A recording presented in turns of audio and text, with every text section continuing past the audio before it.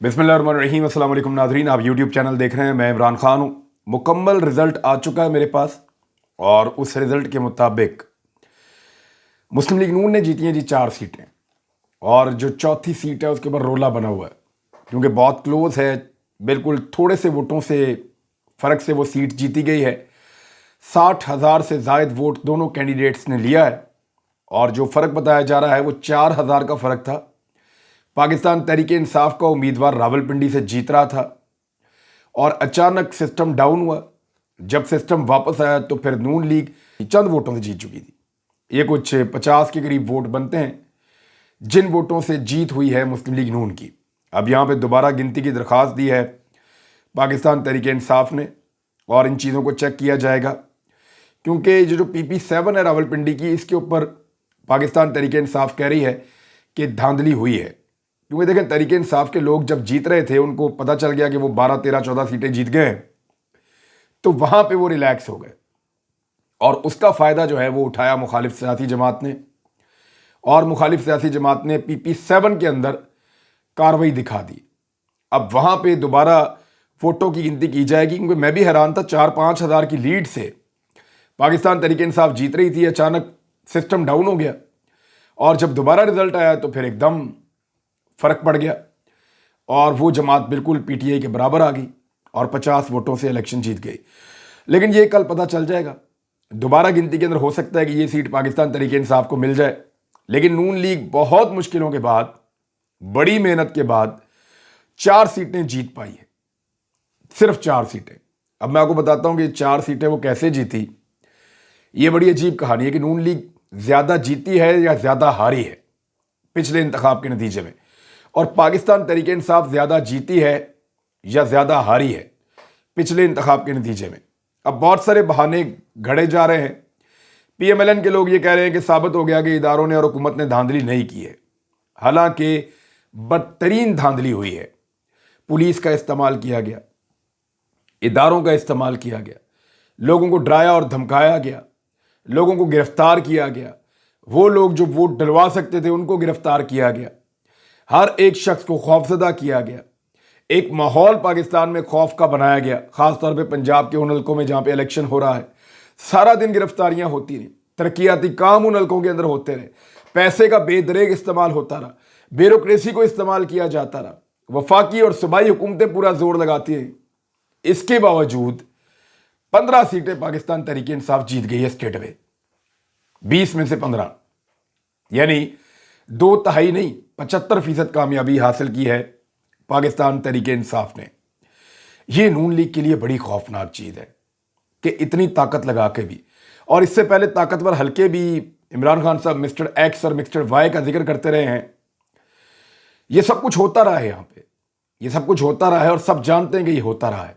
लेकिन जब अवाम ने हार नहीं मानी, जब मीडिया के अंदर कुछ लोग खड़े हो गए, जब लोगों ने आवाज़ दी, जब लोगों ने टक्कर दी और लोगों ने यह कहा कि नहीं, पाकिस्तान में जमहूरियत है, हमें हक दिया जाए, हम फैसला करेंगे कि पाकिस्तान में किसकी हुकूमत होगी, तो फिर अल्टीमेटली पाकिस्तान के इदारे, पाकिस्तान के इंस्टीट्यूशंस पाकिस्तान की आवाम का सामना नहीं कर सकते।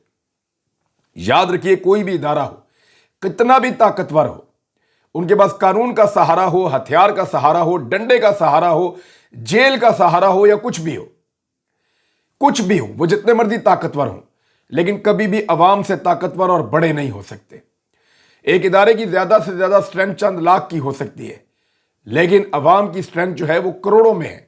22 करोड़ का मुल्क है, लोगों का फैसला इस मुल्क के अंदर चलेगा। जब जब लोग तय करेंगे कि हमने ये करना है, तब तक हर ताकत को उनके सामने सरेंडर करना पड़ेगा, हर इदारे को उनकी ख्वाहिश के सामने अपने आप को झुकाना पड़ेगा। और आज ये साबित हो रहा है। ऐसा नहीं था कि रिजीम चेंज ऑपरेशन के बाद जो एक हुकूमत गिराई गई थी उसको इतने आराम से बनने दिया जाएगा। ये लोगों की विल थी, लोगों का हौसला था, लोगों की हिम्मत थी और लोगों का डट जाना था और लोगों का टक्कर लेना था, जिसकी वजह से बहुत बड़े बड़े साइड पे हो गए और उन्होंने लोगों को उनका हक इस्तेमाल करने दिया। अब हुआ यह है कि मुख्तलिफ हीले बहाने तराशे जा रहे हैं, मुख्तलिफ बहाने लगाए जा रहे हैं और यह कहा जा रहा है कि धांधली नहीं हुई, तो धांधली तो बड़ी टका कर हुई है।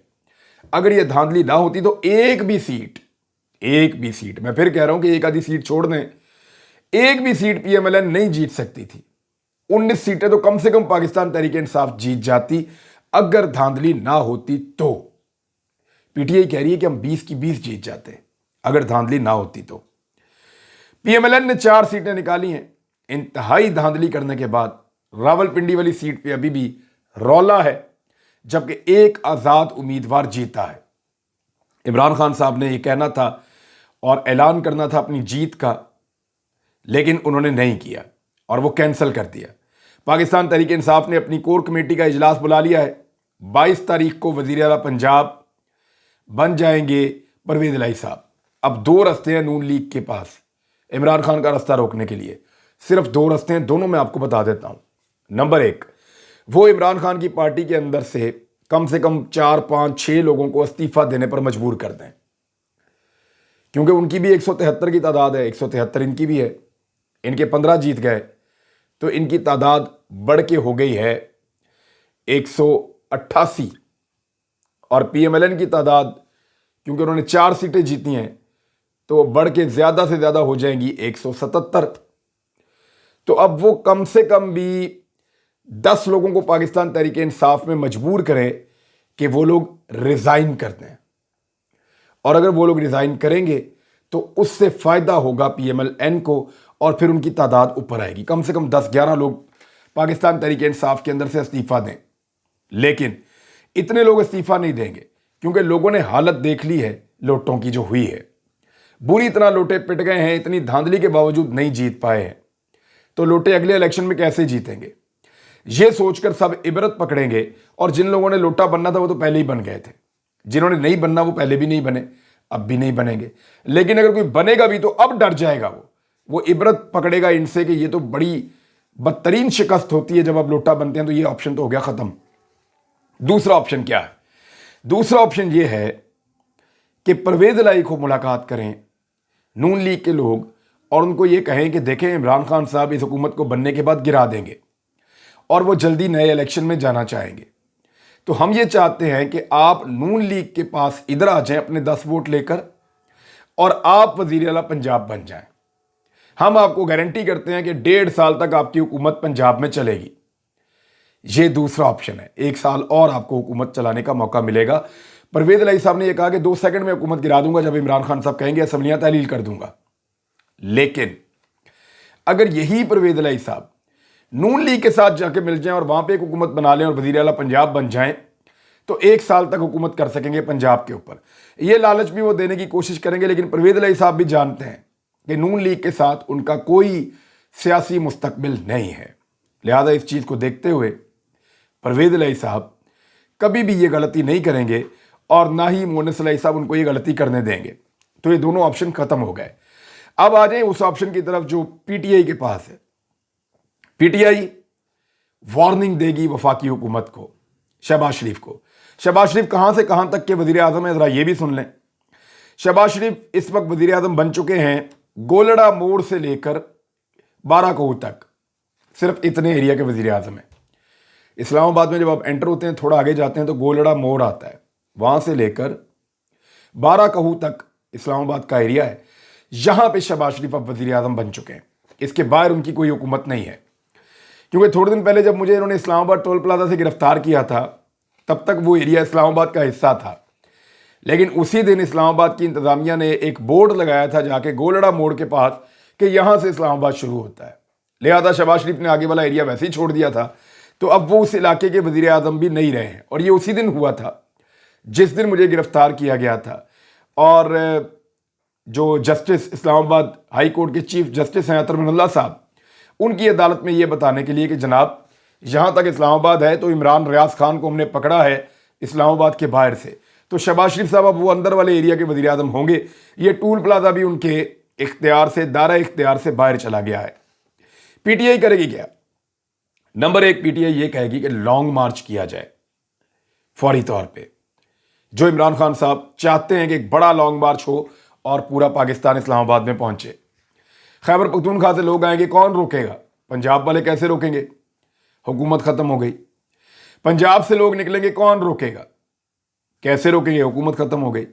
तो पंजाब से और खैबर पख्तूनख्वा से बहुत बड़ी तादाद में लोग बढ़ेंगे इस्लामाबाद की जानिब, और वो जो लॉन्ग मार्च ड्यू था इमरान खान साहब उसकी तारीख देंगे और ये कहेंगे कि उस तारीख तक ये हुकूमत गिरा दो, उस तारीख तक ये सारा मामला खत्म कर दो, नए इलेक्शन अनाउंस कर दो, वरना मैं इस्लामाबाद में आ रहा हूं एक बड़ा लॉन्ग मार्च लेकर। उससे बचने के लिए नून लीग के पास एक ऑप्शन गवर्नर राज की भी हो सकती है, लेकिन क्या वो गवर्नर राज लगा पाएंगे? आईनी तरामीम के बाद यह मुमकिन दिखाई नहीं देता। असेंबलियों की तहलील भी इमरान खान साहब के पास एक ऑप्शन है, क्योंकि परवेज इलाही पहले ही कह चुके हैं 2 सेकंड में कर दूंगा, उधर महमूद खान है वो भी कर देंगे। तो अगर खैबर पख्तूनख्वा और पंजाब की असेंबलियां तहलील हो जाती हैं तो फिर बाकी बचता क्या है? तमाम MNA पाकिस्तान तहरीक इंसाफ के पहले ही इस्तीफा दे चुके हैं।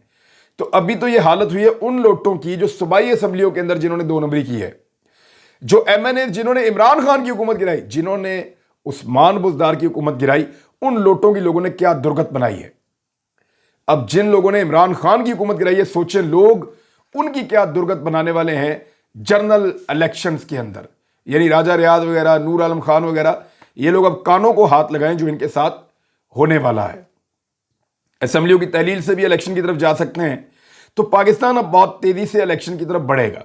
इमरान खान साहब आज होने वाले कोर कमेटी के इजलास के बाद मुझे ऐसा लगता है कि एक डेडलाइन दे सकते हैं जिसमें वो हुकूमत से ये कहें कि आप जवाब खो बैठे हैं, पब्लिक आपके साथ नहीं है, आप ये फैसले नहीं कर सकते पाकिस्तान के लिए, फिलहाल आप हुकूमत ख़त्म करें और इलेक्शन अनाउंस करें।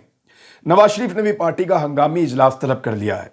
पाकिस्तान पीपल्स पार्टी ने भी अपनी पार्टी का हंगामी इजलास आज शाम को तलब कर लिया है।